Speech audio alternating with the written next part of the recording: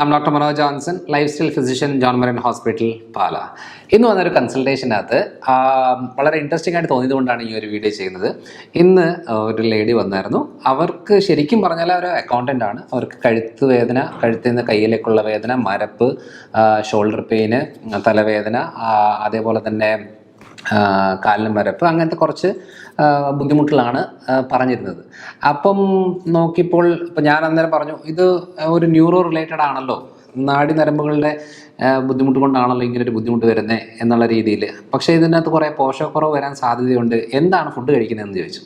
അപ്പോൾ അവർ പറഞ്ഞു, ഞാൻ നല്ല ഫുഡൊക്കെ കഴിക്കുന്നത് ഡോക്ടറെ, എനിക്ക് അങ്ങനെ ഫുഡിൻ്റെ രീതി കുഴപ്പമൊന്നുമില്ല, പക്ഷേ ഈ ബുദ്ധിമുട്ടുകൾ. അപ്പം ഞാൻ ചോദിച്ചു, ഇത്രയും ഫുഡിന് കുഴപ്പമില്ല എന്ന് ഇത്രയും സ്ട്രോങ് ആയിട്ട് പറയണമെന്നുണ്ടെന്നുണ്ടെങ്കിൽ അത് എന്ത് ടൈപ്പ് ഫുഡാണെന്ന് അറിയണമെന്ന് കണ്ടിട്ട് ഞാൻ ചോദിച്ചു, ശരിക്കും എന്താണ് നിങ്ങൾ ഫുഡ് കഴിക്കുന്നത്? ഞാൻ രാവിലെ ഇഡ്ഡലി ദോശയൊക്കെ കഴിക്കും. ഓക്കെ, എത്ര ഇഡ്ഡലി കഴിക്കും? ഞാനൊരു 3 ഇഡ്ഡലി കഴിക്കും. ഓക്കെ, 3 ഇഡ്ഡലി കഴിക്കും. ഇഡ്ഡലിയുടെ കൂടെയോ ചമ്മന്തി? ഓക്കെ. അപ്പം രാവിലെ ഞാൻ അങ്ങനെയാണ് കഴിക്കാറ്. പിന്നെ ഉച്ചയ്ക്ക് ഞാൻ ചോറും പിന്നെ എന്തെങ്കിലും അവിയലോ തോരനോ അതായത് എന്തെങ്കിലും കറികളൊക്കെ ആയിട്ട് കാണും. പിന്നെ മീനൊക്കെ വല്ലപ്പോഴൊക്കെ മീൻ കാണും. അപ്പം ഞാൻ മീൻ എത്ര കഴിക്കും? മീൻ 1-2 ചെറിയ കഷ്ണം എന്ന രീതിയിൽ. ഓക്കെ ശരി. ബാക്കി വൈകുന്നേരത്തേക്ക് ചോറും കറികളൊക്കെ തന്നെയാണ്. അപ്പോൾ ഞാൻ പറഞ്ഞു, ഇതിനകത്ത് എവിടെയാണ് പോഷകമുള്ളത്? നിങ്ങൾക്ക് ആവശ്യം ശരിക്കും പറഞ്ഞാൽ ഇങ്ങനെയല്ല.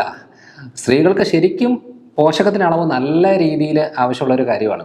അപ്പോൾ ഇന്ന് നമ്മൾ ഈ വീഡിയോയിലൂടെ ഡിസ്കസ് ചെയ്യുന്നത്, ശരിക്കും ഭൂരിഭാഗം സ്ത്രീകൾ വിചാരിച്ചിരിക്കുന്നത് ഈ പറയുന്ന ചോറും കഞ്ഞിയും അതേ ഇഡ്ഡലിയും ദോശയൊക്കെ കഴിച്ചാൽ ഓക്കെ മതി എന്നുള്ളതാണ്. അല്ല, നമ്മൾ സ്ഥിരമായിട്ട് ഈ പറയുന്ന നാഡീനരമ്പുകളുടെ ഡാമേജ്, അസ്ഥികളുടെ തേയ്മാനങ്ങൾ, ക്ഷീണം, ഉറക്കക്കുറവുകൾ, രക്തക്കുറവിൻ്റെ പ്രശ്നങ്ങൾ, ഡൈജഷൻ ഇഷ്യൂസ്, സ്കിന്നിൻ്റെ പ്രശ്നങ്ങൾ, ഇതെല്ലാം ഇതിനകത്ത് ഭൂരിഭാഗവും നമ്മൾ നല്ലതാണെന്ന് പറഞ്ഞ് കഴിക്കുന്ന കാര്യത്തിൻ്റെ അളവ് കുറയുന്നത് കൊണ്ടാണ്. അപ്പം എന്തൊക്കെയാണ് നമുക്ക് ആവശ്യം? ഇപ്പോൾ സ്ത്രീകൾക്ക് എന്തൊക്കെയാണ് പോഷകങ്ങൾ നമുക്ക് സപ്ലൈ ചെയ്യേണ്ടത് കണ്ടിന്യൂസ് ആയിട്ട്? ഡെയിലി ഇല്ലെങ്കിലും ഇടയ്ക്കിടയ്ക്കായാലും ഈ ഒരു രീതിയിലുള്ള പോഷകങ്ങൾ വേണം. ആദ്യത്തെ കാര്യം എന്ന് പറയുന്നത് വിറ്റമിൻ ഡി ആണ്. നമ്മൾ ഭൂരിഭാഗം ഉള്ളിൽ, അതായത് വീടിൻ്റെ ഉള്ളിലോ ഓഫീസിനുള്ളിലോ ഒക്കെയാണ് ജോലി ചെയ്യുന്നത്. അപ്പോൾ ഇതിനകത്ത് സൺലൈറ്റ് എക്സ്പോഷറും കാര്യങ്ങളൊന്നും കാണത്തില്ല. അങ്ങനെ വരുമ്പം ശരിക്കും പറഞ്ഞാൽ സൺലൈറ്റ് തന്നെ വേണമെന്നല്ല, എന്നാലും നമ്മുടെ ബോഡിയും പ്രോപ്പറായിട്ട് ഫങ്ഷനിങ് അല്ല, അതിൻ്റെ കൂടെ സൺലൈറ്റും ഇല്ല. അങ്ങനെ വരുമ്പോൾ നമുക്ക് വിറ്റമിൻ ഡി ഉപയോഗപ്പെടുത്തുന്നതിൻ്റെ അളവ് കുറവായിരിക്കും, വിറ്റമിൻ ഡിയുടെ കൺവേർഷൻ കുറവായിരിക്കും.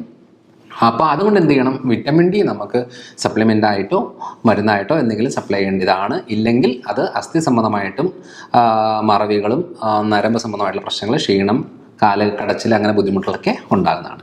പിന്നൊരു കാര്യം എന്ന് പറയുന്നത്, രണ്ടാമത്തത് ഏറ്റവും ഇമ്പോർട്ടൻ്റ് ആയിട്ട് സന്ധിവേദനകളും തേയ്മാനങ്ങളുള്ള ആളുകൾ, മസിൽ പെയിൻസ് ഒക്കെ ഉള്ളവർ എടുക്കേണ്ട മെയിനായിട്ടുള്ള ഒരു സപ്ലിമെൻ്റ് എന്ന് പറയുന്നത്, പൊതുവേ നമ്മളത് ശ്രദ്ധിക്കാറില്ല, അതിൻ്റെ പേരാണ് മഗ്നീഷ്യം എന്ന് പറയുന്നത്. ഞാൻ ഡെയിലി കഴിക്കുന്ന ഒരു പോഷകമാണ് മഗ്നീഷ്യം എന്ന് പറയുന്നത്. പക്ഷേ ഇത് നമ്മൾ എന്തുകൊണ്ടാണ് ഞാൻ ഇതെല്ലാം ഭക്ഷണത്തിൽ കിട്ടത്തില്ല എന്ന് പറയുന്നത് വെച്ചാൽ, ഇതൊക്കെ അളവ് നമ്മുടെ ശരീരത്തിന് കിട്ടുന്നതനുസരിച്ച് അളവിൽ കിട്ടണം എന്നുണ്ടെങ്കിൽ ഒത്തിരി കഴിക്കേണ്ടി വരും. അപ്പം നമ്മുടെ ഹെൽത്തി ആയിട്ടുള്ള ഫുഡ് അല്ലെങ്കിൽ ന്യൂട്രീഷ്യസ് ആയിട്ടുള്ള ഫുഡ് എന്ന് പറയുന്നത് നോൺ വെജ് ഐറ്റംസും പൾസസ്, പയർ, പരിപ്പ് വർഗ്ഗങ്ങൾ, നട്ട്സ്, ഫ്രൂട്ട്സ്, വെജിറ്റബിൾസ്, ഇതൊക്കെയാണ്. പക്ഷെ നമ്മൾ അതിൻ്റെ അളവ് കുറവും ചോറ്, അരി, ഗോതമ്പ് സാധനങ്ങളാണ് കൂടുതലായിട്ട് എടുക്കുന്നത്. അപ്പോൾ അതിനകത്താണ് നമുക്ക് പോഷകക്കുറവ് വരുന്നത്. പിന്നെയുള്ള കാര്യം എന്ന് പറയുന്നത് അയൺ കണ്ടൻ്റാണ്, ഇരുമ്പ് സത്ത്.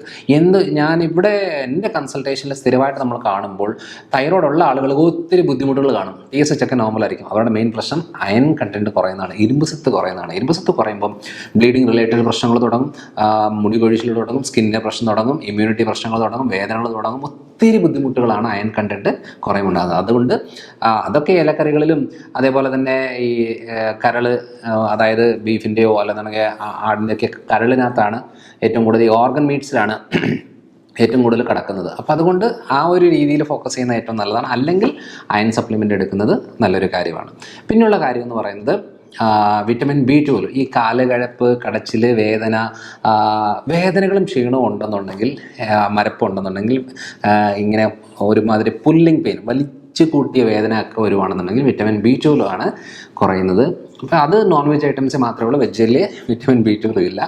അതുകൊണ്ട് വെജ് കഴിക്കുന്ന ആളുകൾ വെജ് മാത്രം കഴിക്കുന്നവരാണെന്നുണ്ടെങ്കിൽ അവർക്ക് സപ്ലിമെൻ്റ് ആയിട്ടോ ഇഞ്ചെക്ഷൻസ് ആയിട്ടൊക്കെ ആയിട്ട് B12 എടുക്കേണ്ടി വരും. പിന്നെയുള്ളത് വിറ്റമിൻ ഇ ആണ്. നമ്മളറിയില്ല, എല്ലാവരും ഒരു പച്ച ഗുളിക നമ്മൾ ഈ മുടിക്ക് വേണ്ടിയിട്ടൊക്കെ യൂസ് ചെയ്യുന്നത് ഉള്ളിലേക്ക് എടുക്കേണ്ട സാധനമാണ്. പക്ഷേ അത് നമ്മൾ ഭൂരിഭാഗം ആൾക്കാരും സ്കിൻ കെയറിനും ഹെയർ കെയറിനും ഒക്കെ ആയിട്ടാണ് അത് ഉപയോഗിക്കുന്നത്. പക്ഷേ അത് ഉള്ളിലേക്ക് എടുക്കുകയാണെങ്കിൽ സർക്കുലേഷൻ റിലേറ്റഡ് ആയിട്ടുള്ള കാര്യങ്ങൾക്ക് ഏറ്റവും നല്ലതാണ്.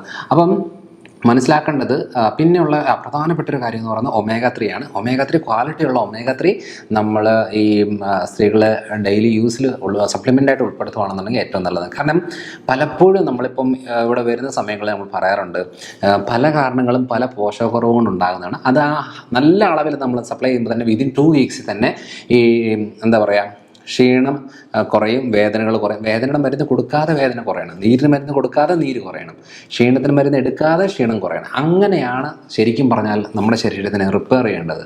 ഏറ്റവും കൂടുതൽ റിപ്പയറിങ് ഏരിയയിൽ ഞാൻ ഫോക്കസ് ചെയ്യുന്നതുകൊണ്ടാണ് ഞാൻ പറയുന്നത്. പോഷകക്കുറവ് പ്രധാനപ്പെട്ട ഒരു കാരണമാണ് നമ്മുടെ ഈ പറയുന്ന പലതരം ജീവിതശൈലി രോഗങ്ങൾക്കും ആരോഗ്യ പ്രശ്നങ്ങൾക്കും വരുന്നത്. അതേപോലെ തന്നെ ഈ വിറ്റമിൻ സി നമുക്കറിയാമല്ലോ. വിറ്റമിൻ സി നമുക്ക് ഈ പറയുന്ന പുളിയുള്ള പഴവർഗ്ഗങ്ങളിലൊക്കെ കിട്ടും. എനിക്ക് ഏറ്റവും ഫേവറേറ്റ് ആയിട്ടുള്ള ഫ്രൂട്ട് എന്ന് പറയുന്നത് പേരയ്ക്കയാണ്. അപ്പം പേരയ്ക്കയിലെ ഏറ്റവും ഹയസ്റ്റ് വിറ്റമിൻ സി ഉണ്ട്. പിന്നെ നമ്മുടെ നാരങ്ങ, ഓറഞ്ച്, മുസമ്പി സാധനങ്ങളിലെല്ലാം വിറ്റമിൻ സി ഉള്ളതാണ്. അപ്പം അതേപോലെ തന്നെ ഹെൽത്തി ഫാറ്റ് നല്ലതാണ്. മുട്ടയുടെ മഞ്ഞ, വെണ്ണ, നെയ്യ് സാധനങ്ങൾ, അതേപോലെ തന്നെ അവക്കാഡോ ഒക്കെ എല്ലാവർക്കും നമുക്ക് കിട്ടണമെന്ന് നിർബന്ധമില്ല.